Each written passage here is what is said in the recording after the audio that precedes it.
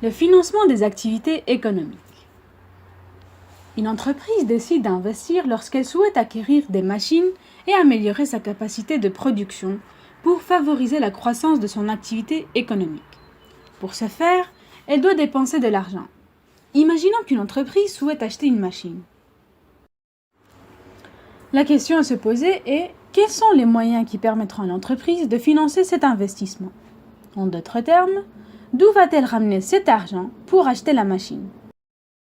Il existe plusieurs modalités de financement qui permettent aux agents économiques de financer leurs investissements. Le premier mode de financement est le financement interne ou l'autofinancement. L'entreprise qui souhaite acheter une voiture a les moyens pour financer elle-même l'investissement. L'agent économique s'autofinance parce qu'il a suffisamment de ressources à l'intérieur de son entreprise, d'où le financement interne. Dans ce cas, l'épargne est supérieure à l'investissement et donc l'agent économique est en capacité de financement. En effet, il a les moyens de financer son investissement à partir de ses propres fonds, grâce à son épargne.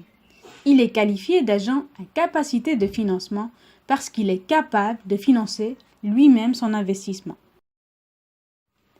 Mais tous les agents économiques n'ont pas toujours les ressources suffisantes pour pouvoir financer leurs projets. Dans ce cas, ils peuvent faire appel au deuxième mode de financement, le financement externe. Lorsqu'une entreprise souhaite acheter une machine à 5 000 €, mais qu'elle ne dispose pas de cette somme pour financer cet achat, elle peut s'adresser à des agents économiques qui se trouvent à l'extérieur de l'entreprise afin de se procurer les fonds nécessaires au financement de cet investissement. Étant donné que l'épargne de l'entreprise est inférieure à l'investissement qu'elle souhaite réaliser, elle fait appel aux fonds de tiers pour financer son investissement. L'entreprise est qualifiée d'agent à besoin de financement parce qu'elle a besoin d'argent pour financer son projet. L'agent économique qui souhaite financer son investissement via le financement externe, il peut le faire de deux manières différentes, directe ou indirecte. Commençons d'abord par le financement externe direct qui permet aux agents à besoin de financement de se financer directement auprès des agents à capacité de financement. Le financement externe direct permet aux agents à besoin de financement d'émettre des titres financiers, les actions et les obligations, afin d'être achetés par les agents à capacité de financement, qui ont la capacité d'acheter ces titres financiers. Mais où se font ces rencontres directes? Sur le marché financier, le marché des capitaux permet ces rencontres directes entre les agents à capacité de financement et les agents à besoin de financement. Prenons un exemple simple. L'entreprise Y souhaite acheter une machine d'un montant de 10 000 €, mais elle ne dispose pas de cette somme à l'intérieur de son entreprise. Dans ce cas, son épargne est inférieure à son nouvel investissement.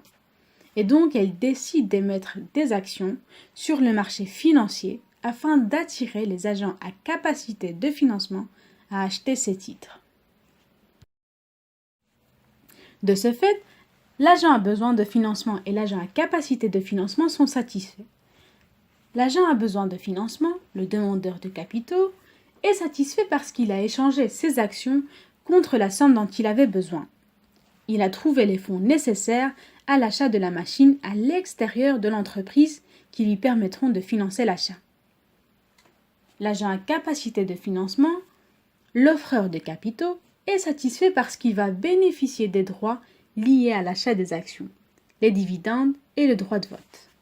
Le financement externe direct permet aux agents de se rencontrer directement afin de satisfaire les besoins de chaque agent. Il existe un deuxième type de financement externe où les agents se rencontrent par le biais d'un intermédiaire.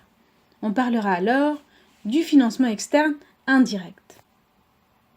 On retrouve d'un côté les agents à capacité de financement, les ACF, qui placent leur épargne auprès de ces institutions financières.